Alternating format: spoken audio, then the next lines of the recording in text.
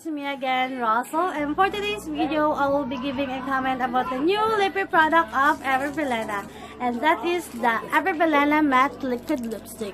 And also, I will be showing you the swatches of these two matte liquid lipstick, and if you want to know the performance of this matte liquid lipstick, just keep on watching. So, yun nga, base sa sinabi ko kanina, gagawan ko siya ng swatches and gagawan ko siya ng comment. Ayun, and dalawa lang yung binili ko kasi nga, parang magsisilbi lang sa akin tong sample. Kasi nga, pag nagustuhan ko tong shades na to, kukuha pa ako. And kung hindi ko naman magugustuhan,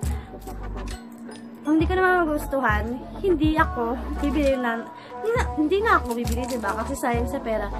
And kung binili ko siya lahat-lahat, and kung hindi ko naman siya nagustuhan, so sayang lang yung pera, diba? So, dapat, kuha ka talaga ng sample lang, no? Para hindi naman sayang yung pera. So, tipid-tipid din pag may time tayo, no? So, ayun, kinuha ko yung dark shade and light shade din para,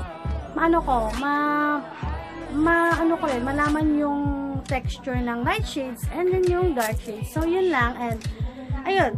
And then, una kong pakakita is yung swatches and then proceed to my comment. And yun. So, konting trivia lang konting trivia. And, na pala to? Ikatatlong liquid lipstick na to ng Everbelena. And then, yung first is yung liquid lipstick na medyo satin. Satin yung performance niya. And then, yung pangalawa is this LTD Matte Liquid Lipstick. Ayan. So, pareho lang yun ng packaging nitong original na liquid lipstick. Pero, yun is satin finish. Ito ay, matte liquid lipstick. Ayun. So, ito yung pangatlo. So, ayan. Ito yung pangatlo nila. So, ayun lang. So, ayun. So, let's proceed na sa swatches. So, ayun.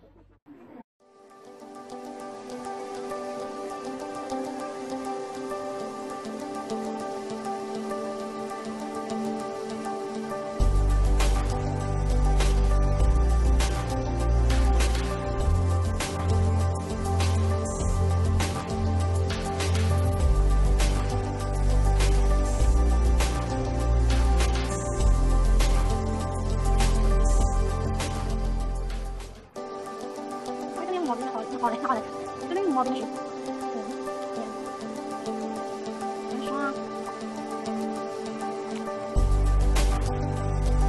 Ito naman yung love letter.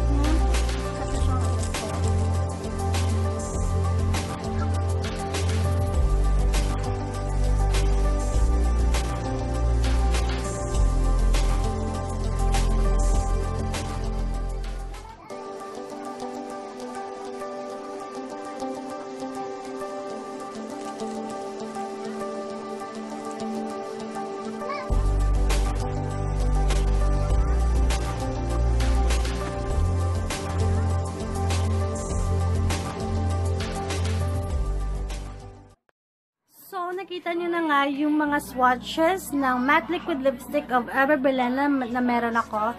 And now, let's proceed to my comment about this matte liquid lipstick of Everbelena. So, ayan.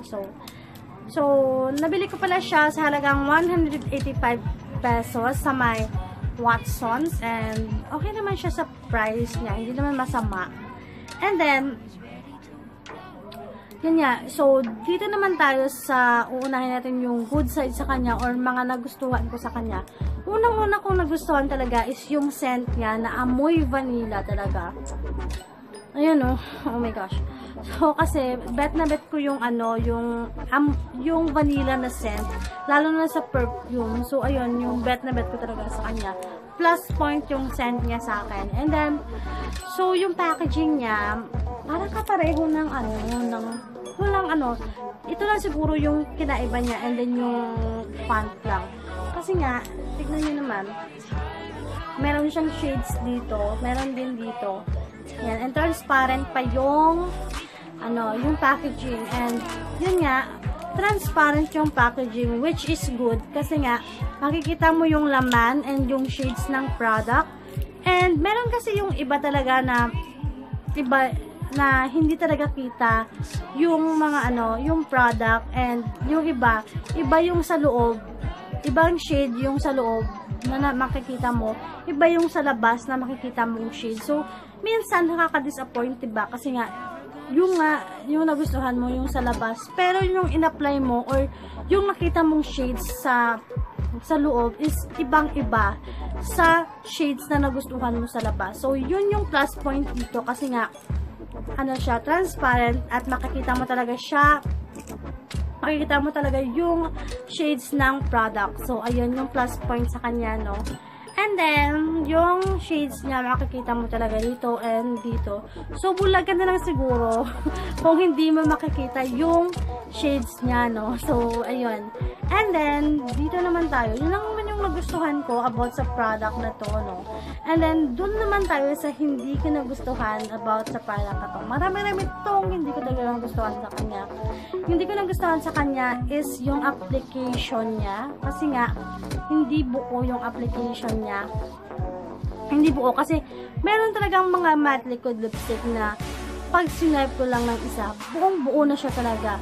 Buong buo na siya and minsan nga pag ginamito mo, ayan, nata-transfer na siya sa itaas. Pero ito, ang hirap-hirap ko talaga, buuin. And then, lalo na dito sa may light shade sa movie. Then siguro napapansin ko din yung mga light shades ng matte liquid lipstick ng Careline and Everbilena, hindi talaga sila pigmented.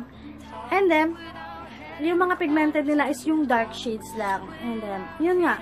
So, sana naman gawin yung pigmented talaga to. Kasi nga, meron talagang iba na hindi gusto yung, yung dark shades kaysa light shades, no? So, ayun lang. And, meron talagang mga mas mura dito na mga matte liquid lipstick na okay yung application. Meron ding medyo mahal dito pero okay na okay talaga yung application and yung texture or yung finish ng product. So, yun.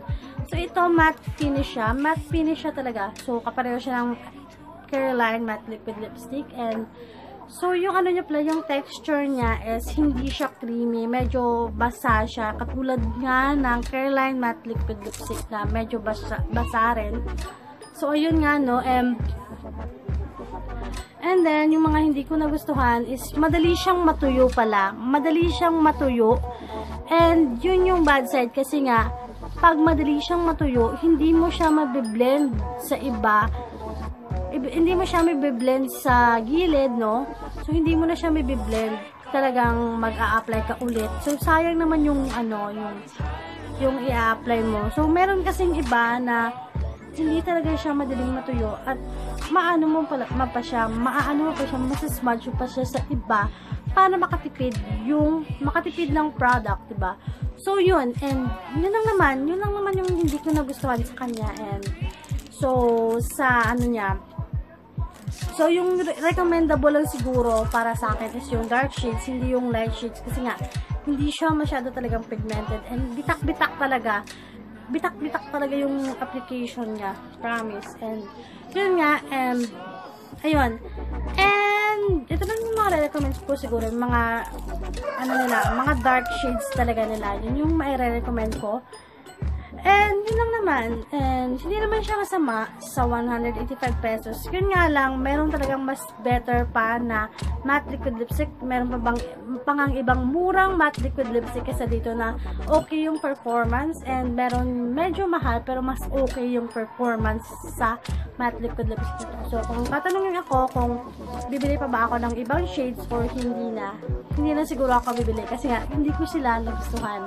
So, ayun. And, meron naman akong mga shades na kulay red na kapareho nito na okay yung performance. And yun lang naman yung mako-comment ko about this one. And sana may nakuha kayong info na naman sa akin, bagong idea, and may nakita niyo yung mga swatches ng some of the matte liquid lipstick ng Everbilena na bago ngayon. So, yun lang guys. And so, I'm so happy na nabigyan ko naman kayo ng idea and new info about sa bagong product na naman. No? So, ayan lang guys. And I hope you enjoyed this video. And kung na-enjoy nyo itong video na to, don't forget to give it a thumbs up. And kung hindi ka pa nakapag-subscribe sa channel ko, mag-subscribe ka na para ma-update at ma-notify ka pa sa mga gagawin at mga ginagawa ko pang mga videos. So, yun lang guys. And thank you for watching and God bless. Have a nice day. Bye-bye.